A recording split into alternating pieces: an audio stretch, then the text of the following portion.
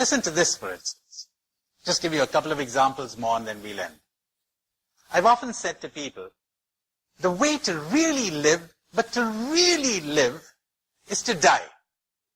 Or, the passport for to living is to imagine that you're in your grave.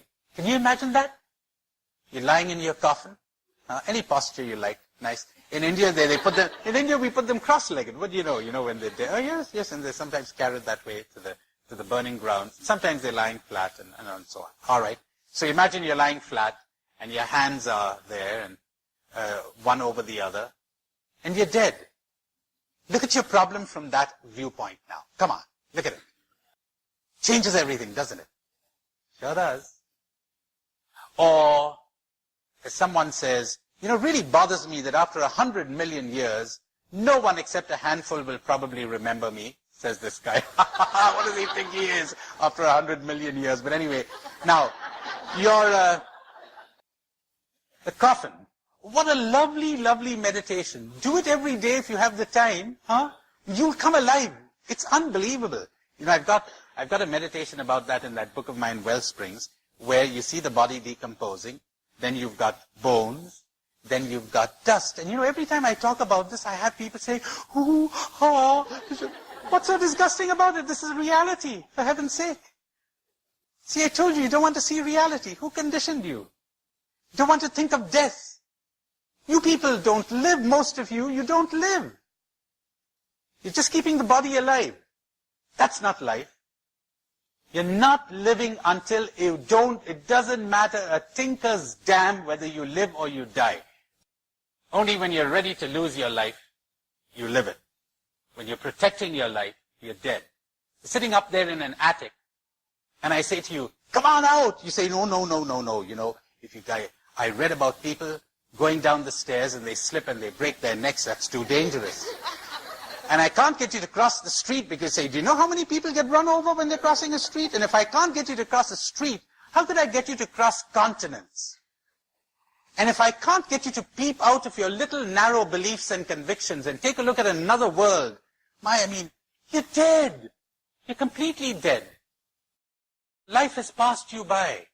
You sat in your little prison. You're scared. You're frightened. You're frightened you lose your God. You lose your religion. You lose your friends. You lose your health. You lose all kinds of things. Life is for the gambler. It really is. That's what Jesus was saying. You're ready to risk it. And you know when you're ready to risk it? When you found it. When you know that this thing that people call life is not really life. You found something else.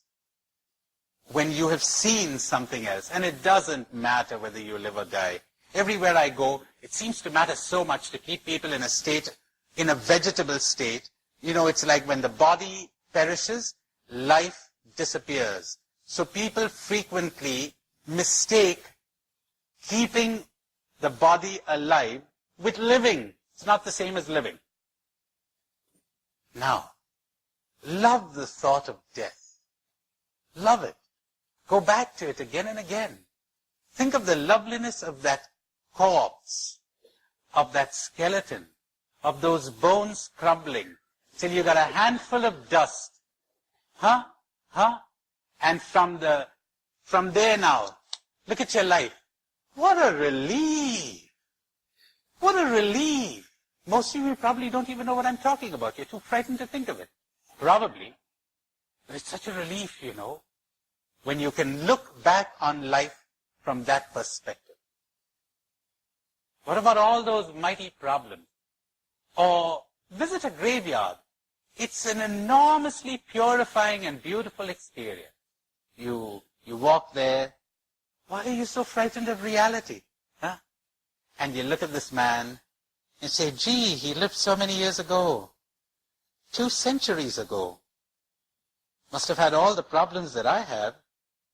He must have had lots of sleepless nights over stupidities like me. How crazy.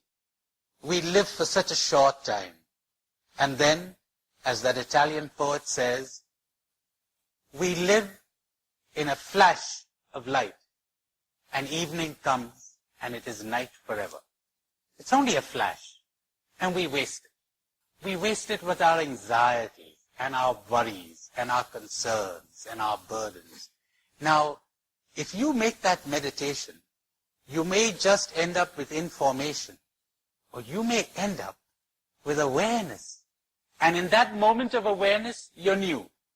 At least as long as it lasts. Then you'll know the difference between information and awareness.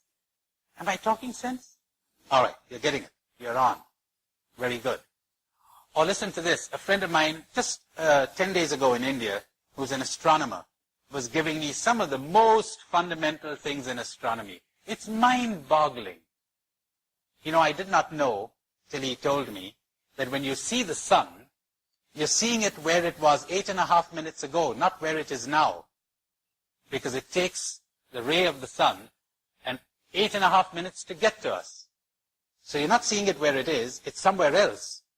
You're seeing it where it was 8.5 minutes ago.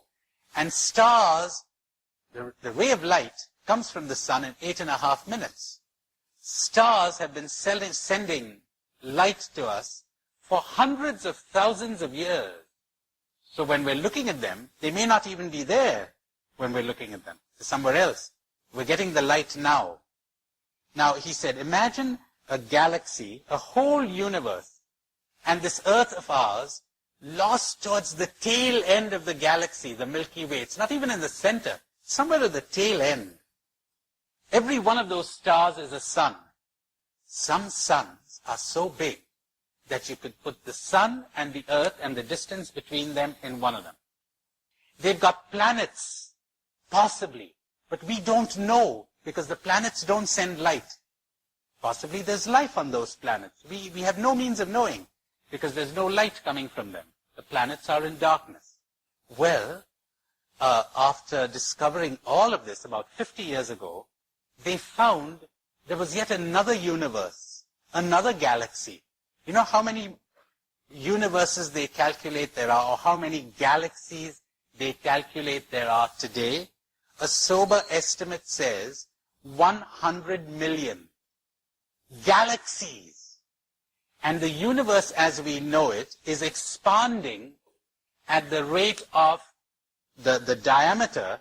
Is that the word I want? Yes, not the radius, the diameter is expanding at the rate of 2 million miles a second.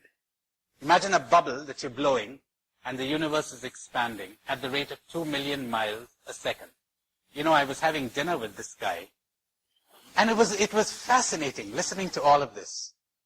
And I come out of that restaurant and move into the street and look up there, and I have a different feel, a different perspective. That's awareness. You could pick this up as cold facts, and that's information. Or you suddenly get another perspective on life. What are we? What's this universe? What's human life? Now, when you get that feel, that's what I'm talking about when I talk of awareness. Now, as you begin to practice some of the exercises I've been giving you, you will get this feel in many things. Then you will know.